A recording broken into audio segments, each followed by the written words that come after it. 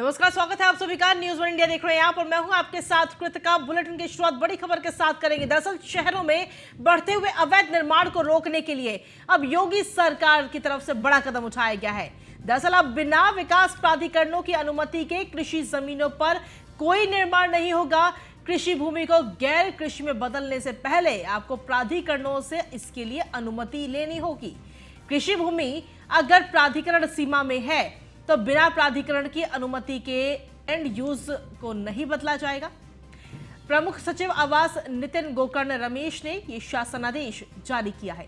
सभी जिलाधिकारियों, मंडलायुक्तों, विकास प्राधिकरण के उपाध्यक्षों को निर्देश दिए गए हैं। शासनादेश को कड़ाई से पालन करने की ये निर्देश दिए गए हैं। तो ये बड़ी खबर आप तक पहुंचा रहे हैं। अब शहरों में जो अवैध निर्माण जो है वो जिस तरीके से लगातार बढ़ रहा है, उसको लेकर ये बड़ा कदम इस वक्त उठाया गया है। जो जमीन कृषि भूमि है, कृषि करने के लिए जो जमीन है, उसे गैर कृषि में बदलने से पहले आपको प्राधिकरण से अनुमति लेनी होगी। कृषि भूमि अगर प्राधिकरण की तरफ से अनुमति नहीं दी जाती तो वो कृषि भूमि ही रहेगी।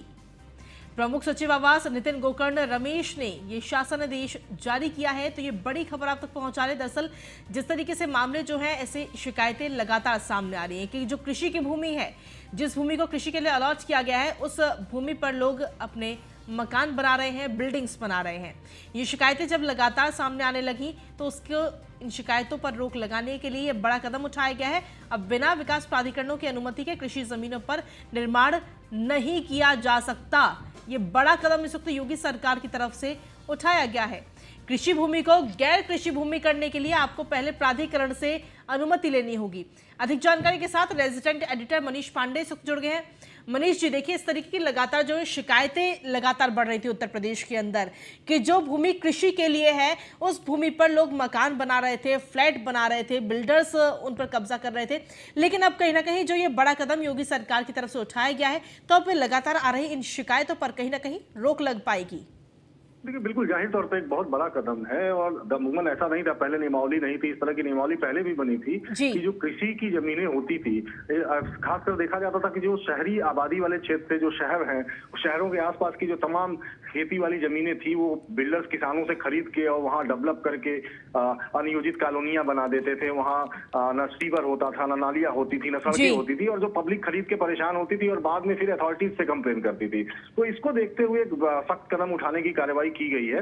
प्रमुख सचिव आवास नितिन गोकर्ण रमेश ने बाकायदे शासनादेश जारी किया है और सभी जितने भी जिलाधिकारी हैं, मंडलायुक्त हैं, विकास प्राधिकरणों के उपाध्यक्ष हैं, उन सबको ये कहा है कि इसका कड़ाई से पालन कराया जाए कि जो भी शहरों आबादी में आसपास के जो भी जमीनें होंगी जो विकास प्राधिकरणों के क्षेत्र में आती होंगी, वहां की कृषि योग्य जमीन को भी अगर वो आवासीय में कन्वर्ट कराना चाहते हैं तो सबसे पहले उस संबंधित विकास प्राधिकरण से उन्हें एनओसी लेनी होगी, उन्हें अवगत कराना होगा, वहां से परमिशन लेनी होगी। अगर विकास प्राधिकरण परमिशन देता है तभी जाके उसका लैंड यूज बदला जाएगा। तो निश्चित रूप से एक बड़ा फायदा होगा। जो अवैध कॉलोनियां हैं, अवैध बिल्डर हैं, अवैध लोग हैं, उन पर लगाम लगेगी। और साथ ही साथ जो है, जो लोग जो बायर्स परेशान होते थे कि ऐसे अनडेवलप्ड एरियाज में जाके बिल्डर्स उन्हें फंसा के उन्हें प्लॉट्स दे देते थे, उन्हें फ्लैट्स दे देते थे, उन्हें जमीनें दे देते थे, जो बाद में दिक्कतें आती थी, तो उस पर भी लगाम लगेगी। तो निश्चित रूप से एक बड़ा कदम है और ये आदेश शासनादेश बाकायदे जारी कर दिया गया है प्राधिकरणों के उपाध्यक्षों को, सभी जिलाधिकारियों को और सभी मंडलायुक्तों को। जी ठीक है, आप बने रहिए, आगे भी आपसे जानकारी लेंगे।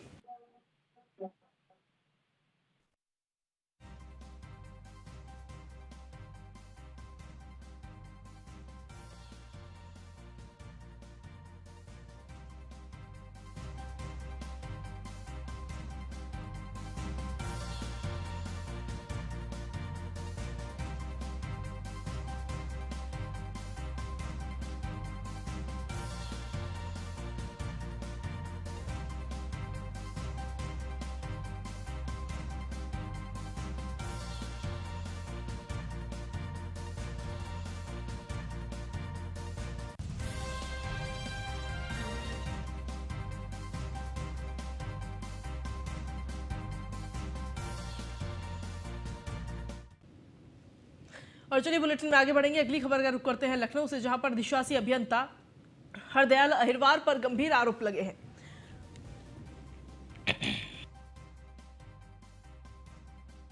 दरअसल उन्नाव सदर विधायक ने ये गंभीर आरोप लगाए हैं। ठेकेदारों की 5% रिटेंशन मनी रोककर अतिरिक्त मदों में भुगतान करने का ये आरोप लगाया गया है। जहां पूर्व में तैनात अधिशासी अभियंता चक्रेश कैन पर भी इससे पहले आरोप लग चुके हैं। लोक निर्माण विभाग मंत्री जितेंद्र प्रसाद को पत्र लिखकर इसकी शिकायत की गई है। मंत्री लोक निर्माण ने प्रमुख सचिव को पूरे मामले में जांच कराने के भी निर्देश दिए हैं। तो बड़ी खबर आप तक पहुंचा रहे अधिशासी अभियंता को लेकर उन्नाव सदर विधायक ने गंभीर आरोप इस वक्त लगाए हैं।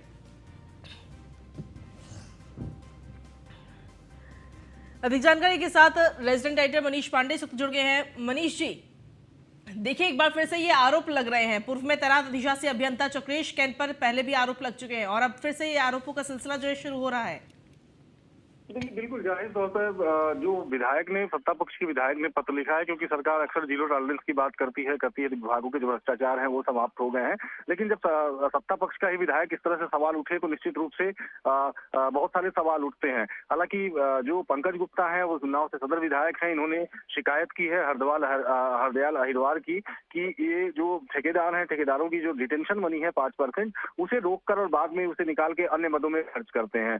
तो इसकी शिकायत जब मंत्री तक पहुंची तो मंत्री ने बकायदे इसके मामले में भी निर्देश दिए हैं प्रमुख सचिव से लेके सचिव और विभागाध्यक्ष को कि इस मामले में जांच करके जो आरोप है उनके सत्यता की जांच करें, उसके बाद कार्रवाई करें। लेकिन सबसे बड़ी बात यह है कि जब आमतौर पर इस तरह की जांचें बिठाई जाती हैं या इस तरह की शिकायतें होती हैं तो जो जांच अधिकारी होते हैं वो भी संबंधित विभाग के 1 या 2 रैंक ऊपर होते हैं और मुझे लगता है कि इस मामले में जो जांच कमेटी बनेगी उसमें चीफ इंजीनियर स्तर के होंगे। लेकिन देखने वाली बात ये होगी कि इस शिकायत के बाद जो जांच कमेटी बनती है या जो अफसर होते हैं वो इन आरोपों की सत्यता की सही ढंग से जांच करते हैं या जैसा कि हो रहा है अभी तक हरदयाल अहिरवार या चक्रेश कैन के प्रकरण में, ये दोनों वैसे भी काफी एक तरह से कहा जाए कि फेमस है विभाग में, तो इन लोगों ने पहले भी बहुत सारी जांचें ही हुई हैं, इनके ऊपर आरोप लगे हैं, जिन्हें मैनेज कराया है। तो देखना ये होगा कि जो जांच कमेटी बनती है। हमारे साथ में पंकज गुप्ता इस वक्त विधायक साहब जुड़ गए हैं। विधायक साहब, देखिए बहुत सारे आरोप लग रहे हैं इस वक्त। अधिशासी अभियंता हरदयाल अहिरवार पर भी गंभीर आरोप लगे हैं। जी जी जी जी देखिए, हमारे पास अपने सूत्रों के माध्यम से शिकायत आई थी कि पिछले काफी दिनों से इस प्रकार की गड़बड़ियां चल रही हैं, जिसकी विधिवत परीक्षण कराया गया। तो परीक्षण कराने के बाद जो बिंदु सामने आए उसे माननीय मंत्री जी से चर्चा भी की और उनको पत्र भी दिया हमने। उसके आधार पर माननीय मंत्री जितेंद्र प्रसाद जी ने जांच भी सेटअप की है। अब एक बार जांच हो जाए तो स्पष्ट हो जाएगा कि कितना क्या कहाँ गड़बड़ी हुई है। और मैं आपको इस बात का भरोसा दे सकता हूँ कि ये माननीय मुख्यमंत्री योगी जी की सरकार है। अगर कोई भी अधिकारी दोषी पाया जाएगा तो उसके विरुद्ध कठोर से कठोर कार्रवाई। जी ठीक है। पंकज जी, हमारे साथ में हमारे रेजिडेंट एडिटर मनीष पांडे जी भी इस वक्त जुड़े हुए हैं, वो भी आपसे सवाल लेना चाहते हैं। मनीष जी। विधायक जी, ये जो जांच कमेटी बनी है, आपको जानकारी दी गई होगी, तो क्या इस बात के लिए भी आप इस चीज को आश्वस्त करेंगे कि जो जांच कमेटियां अक्सर बनती है, अधिकारियों के लिए जांच कमेटी बनाई जाती है, तो संबंधित अधिकारी भी उसी विभाग के होते हैं, तो मिलजुल पूरा मामला निपटा लेते हैं, तो क्या इस पर भी आप नजर बनाएंगे कि जो जांच कमेटी है वो वास्तव में सही ढंग से जांच करे? निर्माण खंड 2 पर सवाल उठाए हैं आपने, प्रांतिक खंड पर सवाल उठाए हैं, हरदयाल अहिरवार पर सवाल उठाए हैं, इसके पहले चक्रेश कैन पर सवाल उठाए हैं, तो क्या आप इस बात को लिए आश्वस्त करेंगे कि जो जांच कमेटी बनी है या जो जांच अधिकारी होंगे वो जब जांच करने आएंगे तो वो जांच आपकी देखरेख में होगी, या ऐसे ही जैसे हमेशा विभागों में चलता है कि जांच मामले को निपटा दिया गया, आपने भी पत्र लिखा, आप भी भूल गए, जांच कमेटी गई, जांच करके उन्होंने रिपोर्ट दे दी और उसके बाद फिर इन लोगों के खिलाफ कोई कार्रवाई नहीं की गई? जी देखिए, पहली बात तो ये आपको बता दें कि अभी हमें जांच कमेटी की सूचना नहीं मिली है कि कमेटी में कौन कौन है और किस स्तर की जांच कमेटी बनी हुई है। एक बार जांच कमेटी की स्थिति स्पष्ट हो जाए, कौन जांच कमेटी जांच करने आ रही है, और ये निश्चित रूप से हम अपेक्षा करेंगे कि वो एक जांच कमेटी हमारा भी वर्जन ले, हमसे भी जानकारी देकर ही जांच करे। और अगर इसके बावजूद भी कहीं कुछ गड़बड़ी होती है तो अभी कहीं कुछ खत्म नहीं हुआ जा रहा है। अभी हम लोग बैठे हुए हैं, पूरी निगाह हमारी इस प्रकरण पे है। किसी भी तरीके की कोई अनियमितता किसी भी स्तर पर छोड़ी नहीं जाएगी। आप एकदम निश्चिंत रहिए, कठोर से कठोर कार्रवाई होगी। लेकिन विधायक जी, एक सवाल मेरा और है कि शायद आपको जानकारी नहीं है, जहां तक मुझे लोक निर्माण विभाग के सूत्रों से पता चला है कि कल जांच कमेटी बाकायदे गई थी, लखनऊ मध्य के जो चीफ इंजीनियर हैं उनको इस मामले में जांच अधिकारी बनाया गया था, वो गई भी थी और जांच करके आ भी गई। तो मुझे लगता है कि ये बड़ा दुर्भाग्यपूर्ण है कि आपकी शिकायत पर कार्रवाई हो रही है, जांच कमेटी बन गई और जो जांच अधिकारी नहीं गए, उसके बाद भी आपको जानकारी नहीं मिली इसकी बात? नहीं, निश्चित रूप से अभी हमें बिल्कुल भी जानकारी नहीं, आपके माध्यम से जानकारी मिली है। अब हम इसको पता लगाएंगे कि कौन जांच कमेटी थी, उसने क्या जांच किया, किन किन बिंदुओं को लिया, किन किन को नहीं लिया। अब इस पे पता लगा के आगे की हम रणनीति तय करेंगे। जी जी, बहुत बहुत धन्यवाद विधायक जी। तो मनीष पांडे जी, जिस तरीके से ये पूरा मामला सामने है, अब क्या निकलकर सामने आ रहा है इसको लेकर? क्योंकि विधायक जी से भी आपने बात कर ली और वो तो कह रहे हैं कि अब जांच होगी इस पूरे मामले। अब ये दुर्भाग्य ही है, आप ये समझिए कि जांच कमेटी जांच करने चली भी गई, वहां पे हो भी आई और विधायक जी को पता नहीं चला। तो इस बात से आप अंदाजा लगाइए, समझ सकते हैं कि जो जांच कमेटी बनी है और जो जांच अधिकारी हैं वो किस स्तर से जांच कर रहे हैं और किस तरीके से जांच कर रहे हैं। फिलहाल मामला काफी गंभीर था, लेकिन मुझे लगता है कि हर बार की तरह इस बार भी जो दोनों ये शातिर अधिकारी हैं वो जांच कमेटी से बड़ी आसानी से निकल जाएंगे और फिर लगातार उसी पथ पर उसी जिले में रह के और जिस तरह के आरोप लगाए गए हैं उस तरह के तमाम आरोपों को वो सिद्ध करते रहेंगे और कोई कार्रवाई उनके खिलाफ मुझे नहीं लगता कि निकट भविष्य में कोई होने वाली है। लेकिन अगर कोई कार्रवाई जब तक नहीं की जाएगी तो इस तरीके के मामले तो लगातार सामने आएंगे, जांच होती रहेगी, जांच में साफ पाते जाएंगे, फिर दोबारा से वही आरोप लगेंगे। बिल्कुल बिल्कुल, मैं वही कह रहा हूँ कि जैसे विधायक जी ने कहा कि मुझे तो इस बात की अभी जानकारी ही नहीं है कि कोई जांच कमेटी बनी है अथवा नहीं, लेकिन जो मुझे जानकारी मिली उसके हिसाब से कि जांच कमेटी वहां जा चुकी है और वहां जाके जांच भी कर चुकी है। तो निश्चित रूप से थोड़ा सा मंत्री हों, चाहे शासन में बैठे अधिकारी हों या मुख्यालय में बैठे अफसर हों, उन्हें भी इन चीजों को थोड़ा गंभीरता से लेना पड़ेगा कि जिस तरह की अगर शिकायतें आती हैं और जांच कमेटियां बनती हैं तो जांच अधिकारी जो फील्ड में जाते हैं तो कम से कम सही ढंग से जांच करके वो निकल के आए। फिलहाल थोड़ा सा इंतजार करते हैं और उसके बाद जो जांच कमेटी की रिपोर्ट आएगी उसे भी हम अपने दर्शकों तक जरूर पहुंचाएंगे और वाकिफ कराएंगे इस पूरे प्रकरण में क्या हुआ। ठीक है, आप लगातार बने रहिए मनीष जी, आगे भी आपसे अपडेट्स और जानकारियां लेंगे। और चलिए बुलेटिन में आगे बढ़ेंगे, अगली खबर का रुख कर लेते हैं लखनऊ से, जहां पर लोक निर्माण विभाग के प्रमुख सचिव नरेंद्र भूषण नियुक्ति विभाग का आदेश नहीं मानते हैं। दरअसल 23 दिसंबर से लेकर 1 जनवरी तक वो छुट्टी पर गए तो उन्होंने शासन के आदेश की ही अवहेलना कर दी, नाफरमानी कर दी। नियुक्ति विभाग की तरफ से प्रमुख सचिव आवास नितिन गोकर्ण रमेश को उन्होंने अपना पूरा चार्ज दिया गया था। नरेंद्र भूषण ने सचिव अजय चौहान के लिए आदेश जारी कर दिया। पूरे नौकरशाही में नरेंद्र भूषण के इस कांड की चर्चा इस वक्त हो रही है। शासन और नियुक्ति विभाग के आदेशों की नरेंद्र भूषण धज्जियां उड़ाते हुए नजर आ रहे हैं। उत्तर प्रदेश में शासन और सरकार से ऊपर है नरेंद्र भूषण, जो लगातार इस तरीके के मामले सामने आते हैं। इससे पहले भी वो चर्चा में रह चुके हैं। पहले भी विभाग में जब ट्रांसफर पोस्टिंग हुई थी तो उस वो कांड को लेकर के पूरे सरकार की उन्होंने किरकिरी कराई थी नरेंद्र भूषण ने। और अब एक बार फिर से शासन का जो शासनादेश होता है, जो नियम होते हैं, उनको कहीं ना कहीं धज्जियां उड़ाते हुए नरेंद्र भूषण नजर आए हैं। अब शासन का आदेश न मानकर एक बार फिर से दोबारा वे नरेंद्र भूषण चर्चा में आ गए हैं। रेजिडेंट राइटर मनीष पांडे हमारे साथ लगातार बने हुए फोन लाइन पर। मनीष जी, नरेंद्र भूषण एक चर्चा अब कहीं ना कहीं उनके नाम पर होती ही रहती है, चाहे वजह कोई भी हो। इससे पहले वजह रही ट्रांसफर पोस्टिंग को लेकर, और अब जब वो छुट्टी पर गए तो अपना जो पूरे कार्यभार था वो किसी और को सौंप गए, जबकि नियुक्ति किसी और की हुई थी। देखिए, बिल्कुल निश्चित रूप से एक तरह से एक बाकायदे नियमावली है, नियम कानून है। जब भी कोई प्रमुख सचिव स्तर का आईएएस अफसर छुट्टी पर जाता है तो बाकायदे उसकी जो छुट्टी होती है वो चीफ सेक्रेटरी ऑफिस से मंजूर होती है और बाकायदे नियुक्ति विभाग आदेश जारी करता है कि उनकी गैर हाजिरी में कौन सा अफसर होगा जो उनके गैर मौजूदगी में उन विभाग का कामकाज देखेगा। ऐसा हुआ कुछ नरेंद्र भूषण के मामले में। हालांकि जब से प्रमुख सचिव में पीडब्ल्यूडी उन्हें बनाया गया है तब से पीडब्ल्यूडी लगातार विवादों में रहा है, लेकिन एक नया विवाद और जुड़ गया है इस छुट्टी वाले मामले को लेकर, क्योंकि बाकायदे नियुक्ति विभाग ने जो आदेश जारी किया उसमें साफ तौर से उन्होंने लिखा कि प्रमुख सचिव आवास जो नितिन गोकर्ण रमेश हैं वो उनकी गैर मौजूदगी में विभाग का कामकाज देखेंगे। 10 दिन की छुट्टी पर जा रहे हैं तो 10 दिन के बीच में जो भी काम काज होगा वो नितिन गोकर्ण रमेश देखेंगे। लेकिन अब अंदाजा लगाइए कि नरेंद्र भूषण साहब कितना सरकारी आदेशों का पालन करते हैं, किस तरीके से पालन करते हैं। उन्होंने एक दूसरा आदेश जारी कर दिया और उस आदेश में उन्होंने लिखा कि उनके गैर मौजूदगी में जो सचिव है लोक निर्माण विभाग अजय चौहान वो उनका कामकाज देखेंगे। हालांकि 2 दिन पहले प्रमुख अजय चौहान भी प्रमुख सचिव स्तर के अधिकारी हो गए हैं, लेकिन अब अंदाजा लगाइए कि ये कितने जिम्मेदार पद पर बैठा हुआ एक ऐसा जिम्मेदार अफसर जो जिसके ऊपर इतनी बड़ी जिम्मेदारी, इतने बड़े विभाग की जिम्मेदारी है, वो किस तरीके से मुख्य सचिव और नियुक्ति विभाग और शासन के आदेशों की अवहेलना कर रहा है।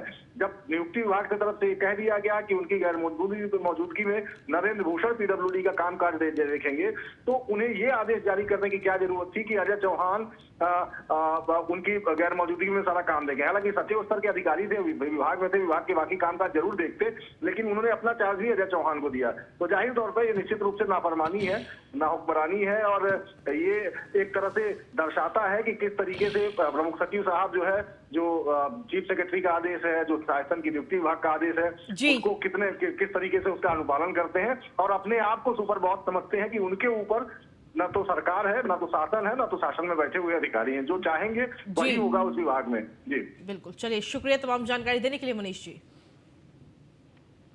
और चलिए बुलेटिन में आगे बढ़ेंगे। अमेठी में एक नामी होटल को सुरक्षा मानकों की अनदेखी करना भारी पड़ गया है। दरअसल प्रशासन ने होटल को सीज कर दिया है और सराय एक्ट के तहत पंजीकरण न कराने पर होटल पर बड़ी कार्रवाई इस वक्त की गई है। कुछ दिन पहले ही होटल संचालक को अग्निशमन और अन्य सुरक्षा मानकों को पूरा करने के लिए प्रशासन ने नोटिस दिया था। होटल सीज होने से थोड़ी देर पहले ही पुलिस अधीक्षक ने भी इस होटल का औचक निरीक्षण किया था, जिसमें सराय एक्ट के तहत होटल नहीं पाया गया। लिहाजा प्रशासन ने होटल को सीज कर दिया। रात्रि में अचानक ये बड़ी कार्रवाई होने से अन्य होटलों के संचालकों में भी हड़कंप मच गया और इस दौरान एसडीएम, सीओ और फायर विभाग की टीमें वहां पर मौजूद रहीं। ये अभी कुछ दिन पहले मीटिंग हुई थी। लखनऊ की एक होटल में बहुत बड़ी घटना हुई थी, जिसको दृष्टिगत रखते हुए होटल सराय का रजिस्ट्रेशन न कराना, फायर ब्रिगेड की नोटिस दी गई थी इनको, फायर नोटिस का जवाब न देना और फायर की ये वो क्या कहते हैं एनओसी न लेना, इस संबंध में ये कार्रवाई की गई। क्या होटल को सीज किया गया? होटल को सीज किया गया है। अपने इस कार्रवाई को पूरा करें और होटल खोलें। ये अभी कुछ दिन पहले मीटिंग हुई थी लखनऊ की। और अधिक जानकारी के साथ संवाददाता हंसराज जुड़ गए हैं। हंसराज, क्या कुछ ताजा अपडेट है आपके पास में? आपको बता दें कि ये होटल जो कि अमेठी में है, वहाँ पर जो है सबसे पहले पुलिस अधीक्षक ने जाकर के वहाँ निरीक्षण किया। निरीक्षण के बाद 1 घंटे बाद सिर्फ वहाँ पूरा प्रशासन पहुंचा और प्रशासन ने होटल को सील कर दिया। प्रशासन का सीधा तौर पर यह कहना है कि होटल अनैतिक पाया गया है, इसका कोई रजिस्ट्रेशन नहीं है और रख रखाव संबंधी के मामले में भी इसमें अनियमितता बरती जा रही है, जिसको लेकर के जो है अमेठी प्रशासन और जो है मौके पर प्रभारी पुलिस बल पहुंच करके होटल को सील कर दिया है। जी ठीक है, शुक्रिया हंसराज तमाम जानकारी और अपडेट्स देने के लिए। कानपुर में एक निजी कार्यक्रम में पहुंचे सपा नेता शिवपाल यादव ने योगी सरकार पर जमकर निशाना साधा। उन्होंने कहा कि योगी सरकार में विपक्ष के नेताओं की सुनवाई नहीं हो रही, सरकार जनप्रतिनिधियों को झूठे मुकदमे करके प्रताड़ित करने का काम कर रही है। उन्होंने कहा कि सरकार की नीतियों के खिलाफ सपा सड़क पर उतरकर संघर्ष करेगी। शिवपाल यादव ने सरकार पर निकाय चुनाव में ओबीसी के आरक्षण को समाप्त करने का भी आरोप लगाया। इस प्रदेश में हमारी भी सरकार रही, कभी भी विपक्ष पर हमला नहीं हुआ है, सम्मान हुआ है, उनकी बात सुनी गई है। ये पहली सरकार है विपक्ष की कोई बात सुनती नहीं है, केवल उत्पीड़न, झूठे मुकदमे लिखा कर जनप्रतिनिधियों को परेशान करना, जेल में डालना। तो ये सरकार, और ये सरकार सबसे भ्रष्टम सरकार है इस समय, पूरा प्रदेश अधिकारियों पर छोड़ दिया है। अब हम लोग देखिए समाजवादी पार्टी के लोग सब लोग मिल कर के अब संघर्ष सड़कों पर होगा और केवल इस सरकार को सबसे पहले तो जो चुनाव अभी स्थानीय निकाय के चुनाव में जो आरक्षण खत्म किया जा रहा है, तो देखिए आरक्षण को बचाना है इस प्रदेश में। और अधिक जानकारी के साथ सूरज पांडे संवाददाता जुड़ गए फोन लाइन पर। सूरज, क्या कुछ ताजा अपडेट है आपके पास में? आपको बता दें कि ये ताजा तस्वीरें कानपुर के नौबस्ता की हैं, जहां पर समाजवादी पार्टी के नेता शिवपाल सिंह यादव एक निजी कार्यक्रम में शामिल होने के लिए आए हुए थे, जहां उन्होंने मीडिया से बात करते हुए उत्तर प्रदेश की योगी सरकार पर जमकर जुबानी हमला बोला है। उन्होंने साफ तौर पर जिस तरीके से कानपुर के विधायक इरफान सोलंकी को पुलिस ने बांग्लादेशी नागरिक के पासपोर्ट बनाने में मदद की, ऐसे में इस पूरे मामले में उनको जेल भेजा गया था, उस मुद्दे को उठाते हुए उन्होंने साफ तौर पर कहा कि विपक्ष की आवाज को प्रदेश सरकार दबाने का प्रयास कर रही है।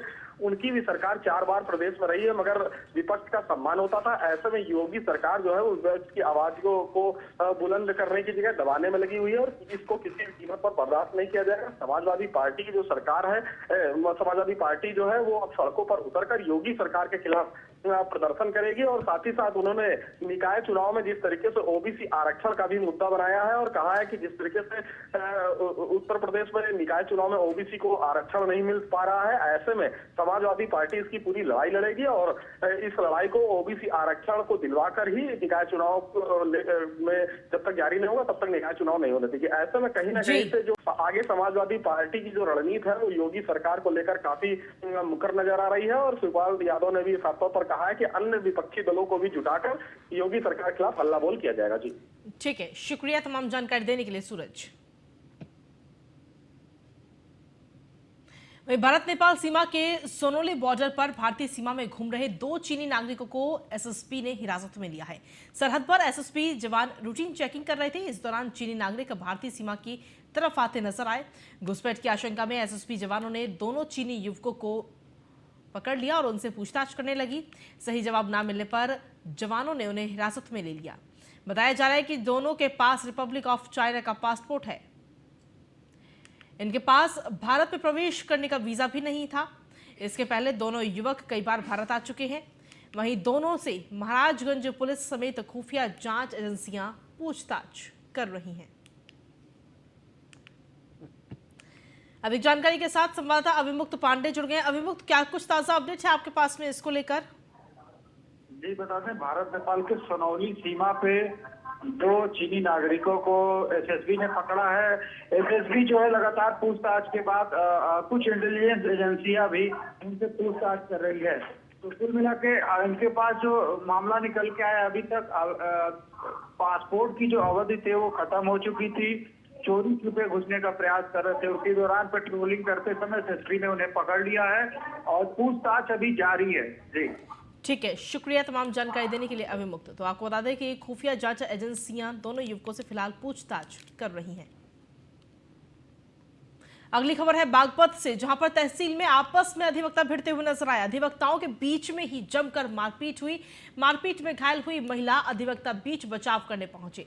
सीओ के सामने भी ये मारपीट होती रही। घायल अधिवक्ता को अस्पताल में भर्ती कराया गया है। कोतवाली क्षेत्र तहसील सदर का पूरा मामला सामने आया है।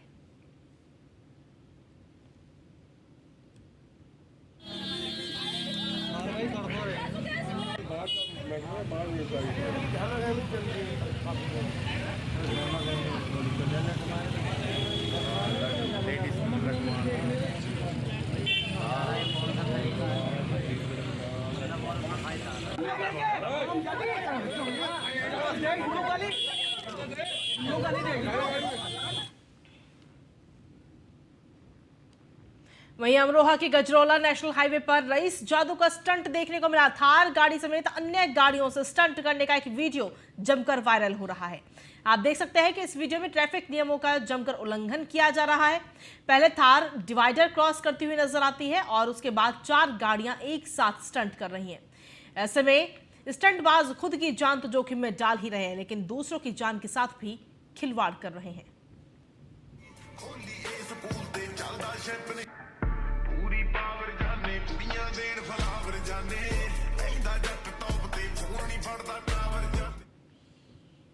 और खबरों का सिलसिला न्यूज़ इंडिया पर यूं ही लगातार जारी है। ब्रेक के लिए यहाँ रुकेंगे, जल्द हाजिर होते हैं।